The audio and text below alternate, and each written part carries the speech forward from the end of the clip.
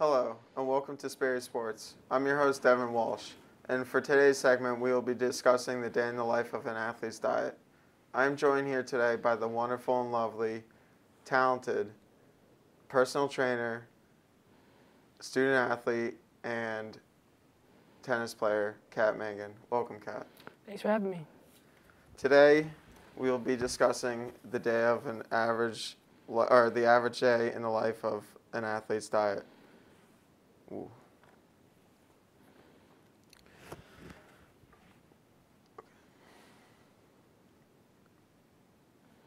How long have you been playing tennis? I've been playing tennis since I physically could, since I was about 5 years old. And how long have you been a personal trainer? I've been a personal trainer since this past February. And could you walk us through an average day in your life in terms of diet? So I have recently gravitated a lot towards bodybuilding style of training. So I shoot for a high protein intake every day. And I try to keep my calories somewhere below 2,500 a day. So on average, how much protein are you taking in every meal? So I shoot for about 1 gram per pound of lean body weight. So for me, that's about 160 to 180 grams of protein a day. And how many meals per day? About 4 or 5. Okay. Now, I know some athletes tend to practice intermittent fasting. Have you any experience in that? Yes, I definitely am a believer in intermittent fasting. I don't currently do it because of my inconsistent workout, practice schedule right now. But I definitely think if your goal is weight loss and muscle maintenance, that it can definitely work. Now, what about other diets, such as ketogenic diet? That's been pretty popular recently. Yeah, it has been very popular. I personally think that it's pretty hard to maintain in a healthy manner, especially as a college student, without like a personal dietitian, because you do have to be very strict about your micronutrient intake. I did try it. I think it was last summer for about 2-3 weeks. Did make some weight loss, but I became extremely low in potassium, and it's really hard to stay on top of that, and then also have a lot of other things going on in your life. Absolutely. So for me right now, it's not super sustainable. I've just found that the high protein and controlled caloric intake works best for me. Absolutely. And I know it's tough because ketogenic diet is mostly fat, protein, and low carbs. Right. So it's a lot of like red meat, Right. And a lot of foods that you don't really get to enjoy, the foods like pasta, Right. and stuff like that. And so when it comes to advice on diet, do you have any advice for any of our audience members? Or? Yeah, so I don't really like the word diet. I think it signifies a temporary change and a temporary stint of health regarding food. And I think that a lot of times it makes food seem like the enemy. And a lot of times also just not sustainable. If you are making a change for such a short amount of time, you're probably not going to see the benefits that you do while you're under that diet. When you then go off it, you're probably going to your weight loss is just going to revert. You're probably going to get it back. Chances are, especially with keto, once you start, if it becomes temporary, once you start adding carbs back into the mix, your body's just going to hold on to it, and you're going to see the number on the scale go way back up. So personally, I just think you should choose something extremely sustainable for yourself, and have clear aesthetic or athletic goals, whatever the case may be, and then use free resources like the internet and YouTube to guide you to changing your diet for the better. Thank you so much. That was wonderful. Well, it's been wonderful having you here today, and it was such a pleasure. I'm your host, Devin Walsh, and thank you for watching Sperry Sports. Join us next week as we will be discussing Carb Mania.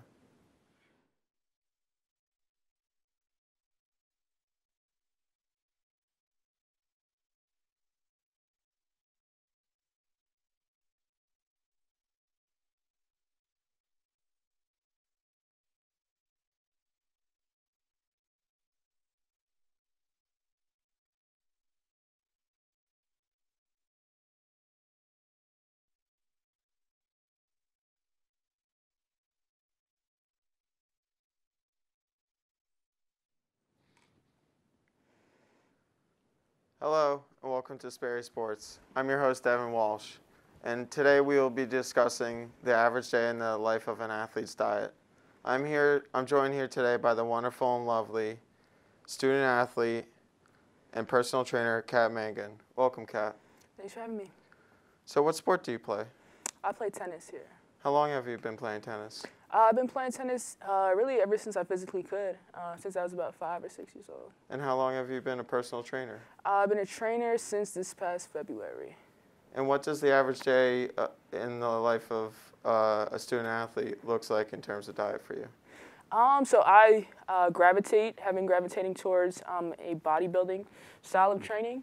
So I shoot for a high protein diet every day, which usually consists of, I go for about a gram of protein per pound of lean body fat. So for me, that looks like about 160 to 180 grams of protein a day. And how many meals are you having per day? About 4 or 5. So how much protein goes into each one of those meals, roughly? I recently learned that our bodies we can absorb an unlimited amount of protein, unlimited, a few hundred grams a day. But per meal, it's only anywhere from 20 to 40 grams a day, depending on the mass of an individual. So for me, I go for 40 or less grams of protein per meal, because that helps your muscles to successfully absorb the protein and kind of just not wasting protein. Interesting. Yeah. So have you experimented with any certain diets?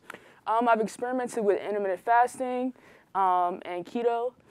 Definitely am a big fan of intermittent fasting, but because of my inconsistent schedule with work, workouts, and practice, it's not really realistic for me at this moment. But I am a big fan of it for weight loss and also just for muscle maintenance. And I also, I've tried keto. I think it was last summer for about 2-3 weeks. And I just had a really tough time managing my micronutrient intake, and started to get really low on my potassium intake, and just didn't feel well overall. So for me, it wasn't sustainable. So with those diets compared to the one that you're following right now, what are some advantages that you find? With your diet right now, compared to your diet, intermittent fasting and ketogenic diet. So as far as muscle repair, consistently feeding the muscle protein throughout the day, which is why a lot of bodybuilders will have 5 or 6 meals a day. It's because your body is able to best absorb protein in smaller quantities. So that's why you would want to shred it out. Then it also provides my body with carbs, which really help the absorption of protein, and also just make it a lot more realistic living on campus. As a college student, you're going to be surrounded by carbs. And then I can also better manage my caloric intake as well, which I shoot for about sub 2,500 calories a day. Now, do you have any advice for our audience members who would be interested in trying to figure out how to approach a certain diet?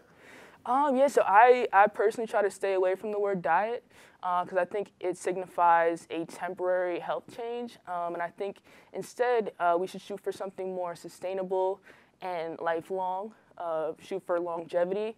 And something that you can really stick to, and to avoid developing an unhealthy relationship with food and seeing food as the enemy. So for me, I just have very clear aesthetic, athletic goals, and I'm sure many people watching do as well. So once you have those crystal clear, there's a lot of resources for free on YouTube and on the internet, which is pretty much how I got interested in all this, that you can look to for healthy solutions that you will be able to actually stick to. Thank you so much for that very well articulated and insightful advice. It was a pleasure having you here. Appreciate it. Wonderful meeting you. Have a good one. Join us next week where we will be discussing carb mania. I'm your host, Devin Walsh, and thank you for watching Sperry Sports.